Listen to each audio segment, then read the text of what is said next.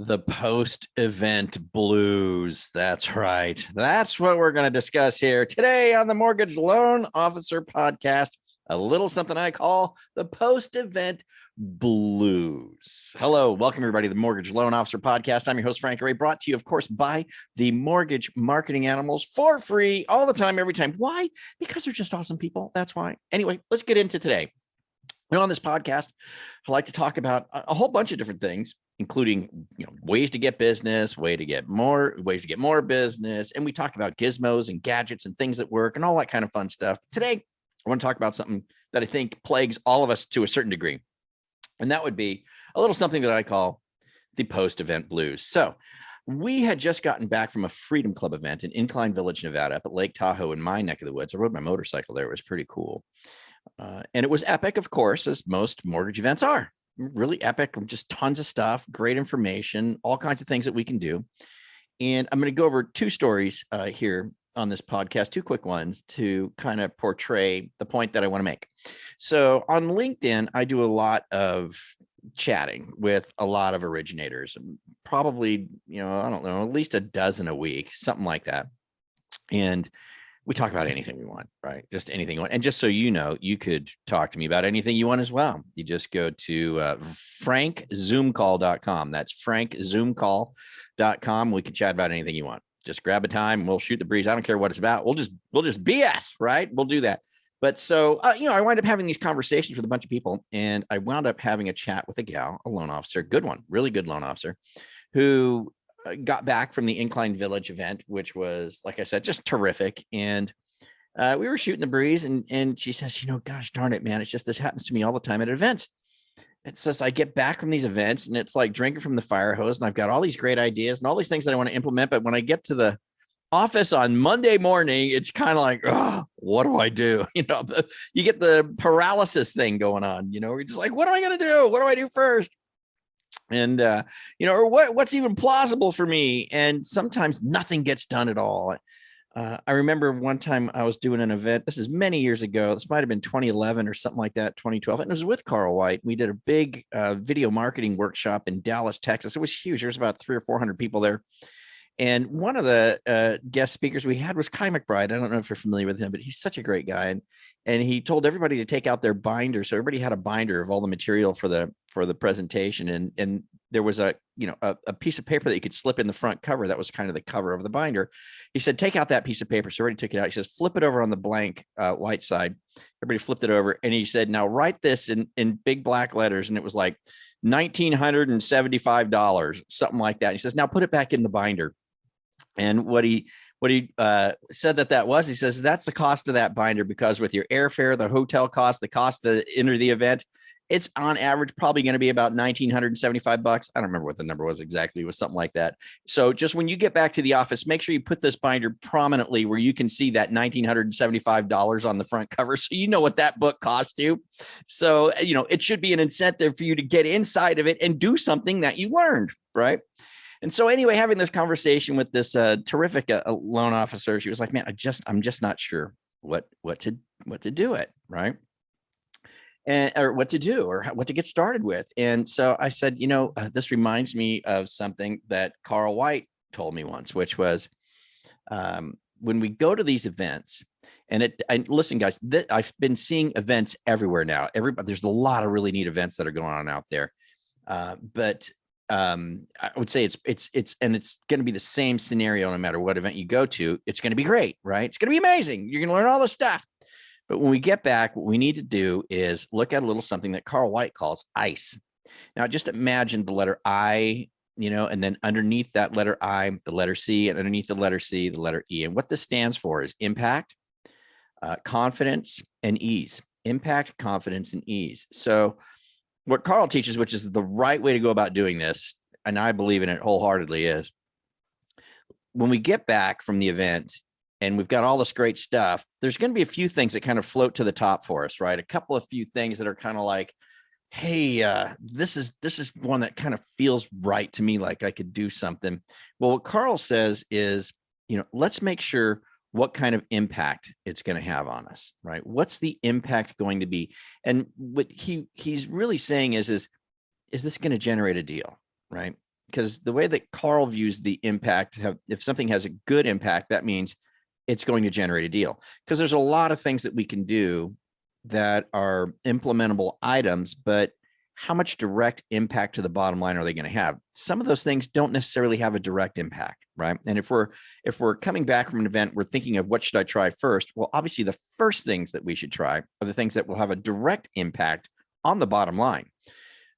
Which one of these things did I learn is going to actually put a loan in the pipeline quickly if I implement it. So high impact first, and high impact being something that's actually going to put a deal in the pipeline, not something that's going to get my name out there more, not something that's going to give me more exposure. No, what is the thing that I took from the event?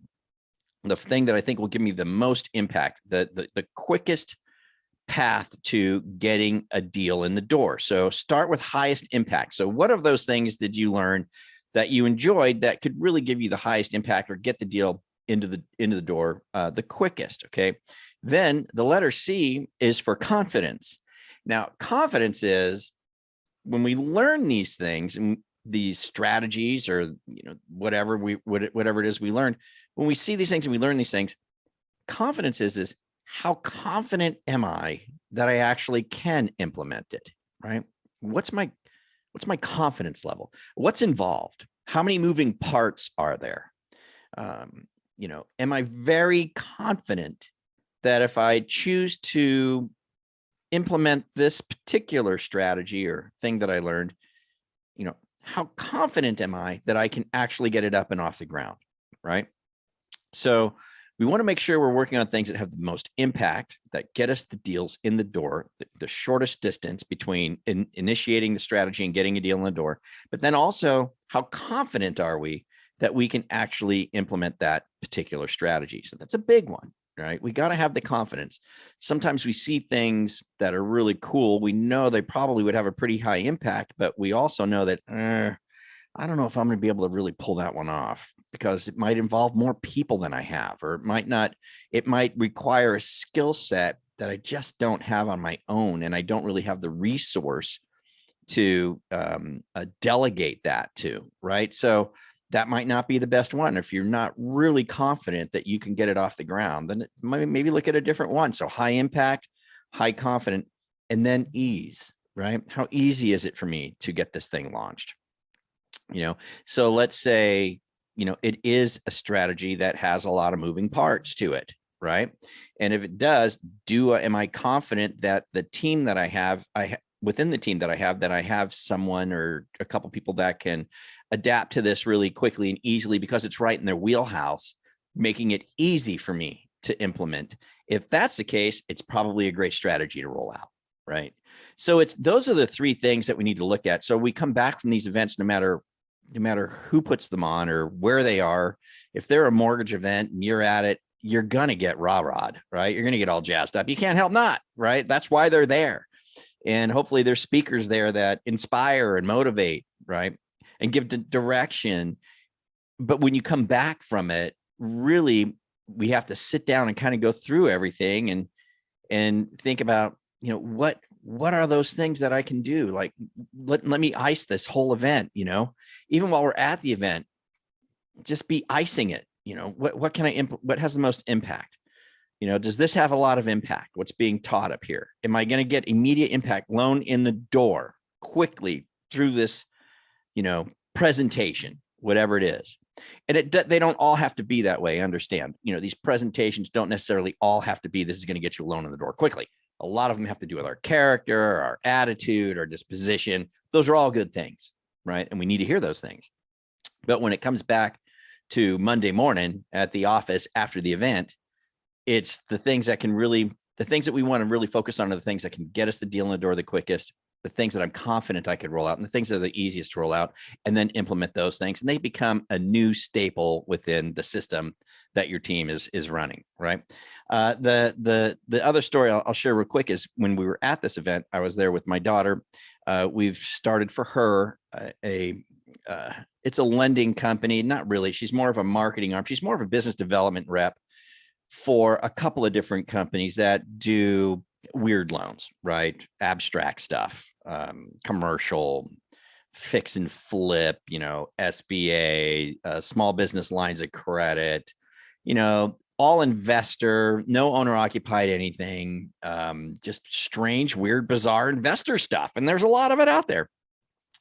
And so we learned something from the Incline Village event, and it was a wonderful couple. They worked together, and I'm so sorry, don't remember their names, and I feel bad about that, but they really did a good job in creating a niche for themselves, or a niche, whatever you want to say, with mobile manufactured deals, right? And they also get, all the regular stuff too, but they really got the word out that we specialize in this really weird, unusual thing.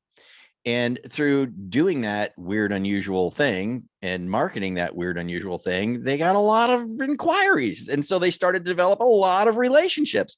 And of course, that has spilled over into, hey, we do regular stuff too. And so they really built up a nice business, but they did it really off of a strange niche thing. And so when I saw that, me and Katie saw that, and I thought, the stuff that you're going to be doing, Katie, is weird. And so I just kind of hit us. I was like, why don't we just go out with, I do weird loans. I'm the weird one. You got a weird deal? Call me. And so we came back and we had a Facebook page, and we already had a qualified list from Richard Smith of agents in the local area. We had that uploaded to the page. We have a custom audience there. We use ad traffic to get the word out. And so we started making imagery. And so, okay, so let's think about it. Impact, right? If we go out with a brand that is really unique and different, could it get us something to the floor, right? Could it get us something in the door, rather? Yeah, we think so. Maybe not super fast, but it's something we can work on. I think that the other two, the confidence and the ease, was right up our alley. We both had great confidence in being able to produce marketing material that would brand her as the weird loan girl, right? I do weird loans. I'm the weirdo. And so we did it. We came back and we started this branding. I do weird loans. Got a weird loan? Call me. I'm your weird loan person. And we just every day for a few, maybe 3 or 4 days of the first week, we created an image, which is very easy for us. Again, we have the confidence to do that. No problem there. Very easy. We did all that. And we started posting these things, which are going to our targeted list that, of our qualified agents. And we didn't get to the phone calls yet, simply because we're working on which phone system we're going to use. But in the meantime, what we did, which we were very confident in doing and knew would be very easy, is we did a couple of slide broadcasts, right? We did a couple of slide broadcasts. Listen, guys, I'm going to tell you this. In her first week of doing this, she got 3 deals into the pipeline. 3 deals.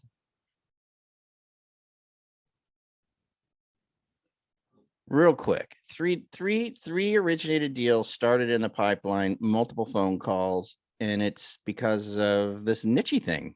It's something. And here's what I want to bring it back to. I'm not telling you to go do a niche thing or say you do weird loans, any of that. I just want to bring it back to, we iced it, right? We took something that we had a lot of confidence in, that we knew would be easy to roll out. We really dug the idea. We felt that it would have high impact. We felt like we could bring deals to the table quickly if we went with this very hyper niche brand.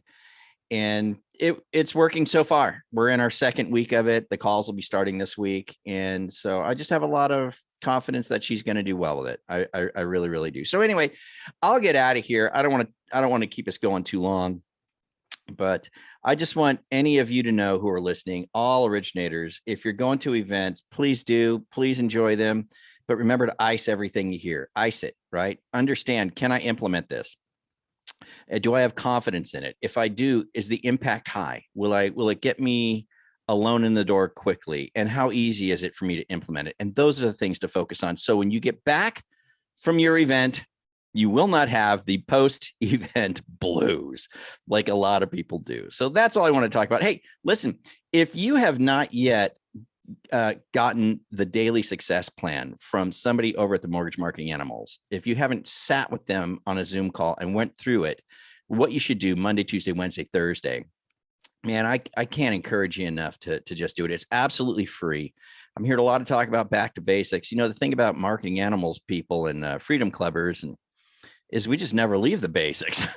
And so the daily success plan, it's more than the basics. It is the crucial fundamentals that never should leave what we do. We should never deviate from the daily success plan. We can certainly put things on top of it, sexy things on top of it, which we teach in mortgage marketing animals, which are really cool. And they work very well in conjunction with the daily success plan.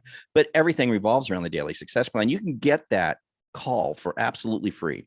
Just go to dailysuccessplan.com. dailysuccessplan.com. We'd love to have that conversation with you. With that, guys, have a great one. Do me a favor, subscribe if you enjoy this. Give me a great rating if you can. I'd appreciate that. And we'll catch you here next week on the Mortgage Loan Officer Podcast. We'll see you. Bye-bye.